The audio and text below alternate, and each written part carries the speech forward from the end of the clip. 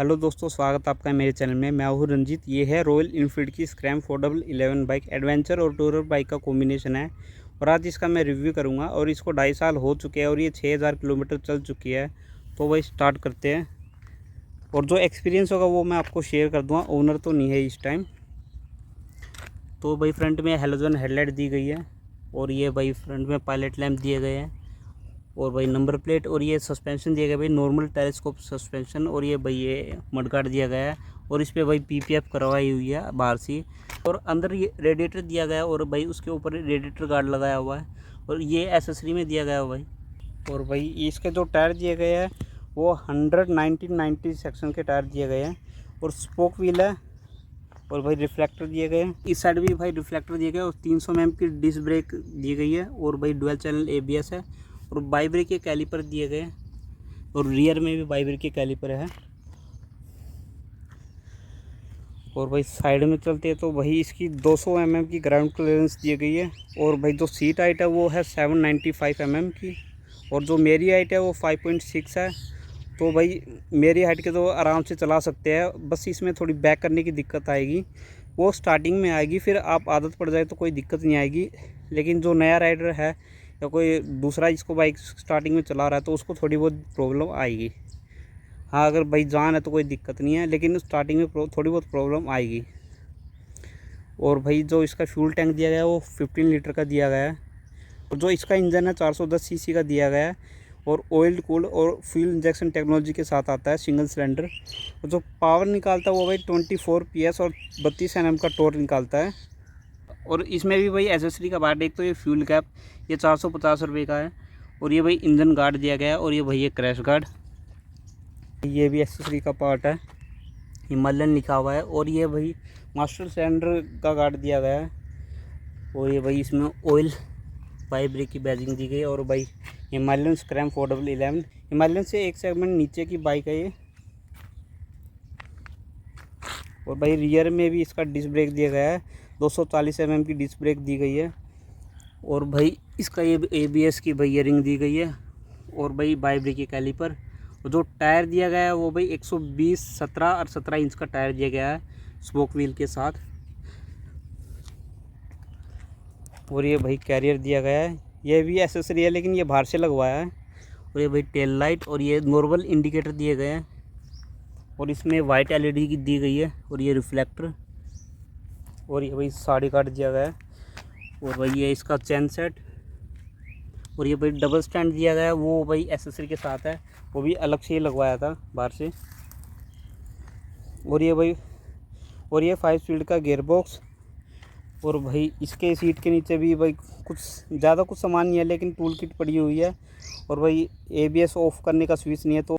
और ये PPF भाई सारी जगह करवा रखी है, 1000 रुपये में करवाई थी। आगे भी इसमें कुछ दिख रहा होगा, उसमें पानी भी घुसा हुआ थोड़ा सा। तो भाई मीटर की तरफ चलते हैं और ये भाई इस तरह मीटर दिया गया है। भाई बेसिक चीज़ें दी गई है, इसमें स्पीड दी गई है, जैसे किलोमीटर दिया गया है और ये भाई टाइम बता रहा है, फ्यूल इंडिकेटर दिखा रहा है और भाई गियर इंडिकेटर दिखाएगा और माल फंक्शन की लाइट दिखा रहा है।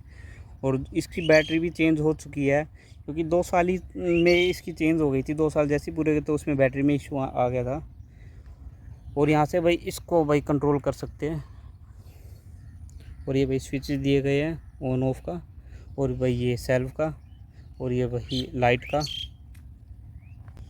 और भाई ये भी स्विच दिया। इसका जो क्लच है ना वो थोड़ा हार्ड फील होता है, जैसे ये पास का है और ये हाई का और ये लो बीम और इंडिकेटर। और ये भाई हॉर्न भाई इसका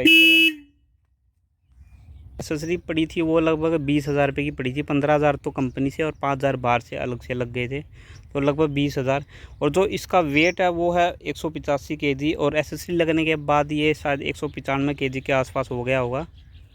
और भाई चलने में कोई दिक्कत नहीं है। इसकी एग्जॉस्ट की साउंड है वो भी बढ़िया है, उसमें भी कोई दिक्कत नहीं है। और जो इसका हेडलाइट का थ्रो है वो भी बढ़िया, उसमें भी कोई दिक्कत नहीं है। और जो इसकी मेंटेनेंस है वो है 3 से 4,000 रुपये के बीच में। डिस्पैच जो चेंज होते हैं ये 800 रुपये में चेंज होते हैं, पिछला भी और आगे भी। 800 रुपये का एक पेयर आएगा और हर दूसरी या तीसरी सर्विस में इसके चेंज होते हैं डिस्पैच। वो आपके ऊपर डिपेंड करता है आप किस तरह से चला रहे हो। और ऑफ रोडिंग में कोई दिक्कत नहीं है, पिकअप में भी कोई दिक्कत नहीं है। जो स्पीड है वो 110 120 आराम से चली जाती है। और उसके ऊपर थोड़ा बहुत स्ट्रगल करती है, लेकिन उसके ऊपर जाना भी नहीं चाहिए। और जो सस्पेंशन है वो थोड़े स्टिफ है, प्लेन रोड पे महसूस नहीं होंगे। सस्पेंशन वो स्टिफ इसलिए क्योंकि भाई ऑफ रोड में भी चलती है, तो उसमें भी ज़्यादा कोई इशू आना नहीं चाहिए। और थोड़े बहुत झटके महसूस हो गए, लेकिन भाई वो उसके लिए बिल्कुल ओके है। और टायर की भी ग्रिप ओके है भाई, ऑफ रोडिंग में हाईवे पे भी ओके है, चलाने के लिए चला सकते हैं। जो टायर है वो नॉर्मल रोड पे तो चल सकते हैं, लेकिन ज़्यादातर इसको कच्चे रास्ते पे चलने या थोड़ी बहुत ऑफ रोडिंग कर ले उसके लिए बनाया गया है। और भाई जो माइलेज निकल के आती है इसकी 30 की निकल के आती है। कंपनी क्लेम करती है 35 प्लस 38 की करती है, लेकिन ये रियल टाइम में 30 की निकालती है। थोड़ा बहुत उससे ऊपर निकाल के दे देगी, वो आपके ऊपर चलाने के ऊपर भी डिपेंड करता है। और सिटी में ये 25 की देती है। और तो कोई इसके साथ दिक्कत नहीं लगी।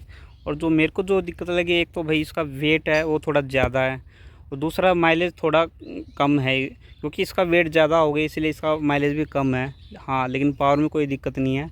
इसकी सीट है वो भी कंफर्टेबल है, और लॉन्ग रूट के लिए भी ओके है, बिल्कुल कोई दिक्कत नहीं है सीट में।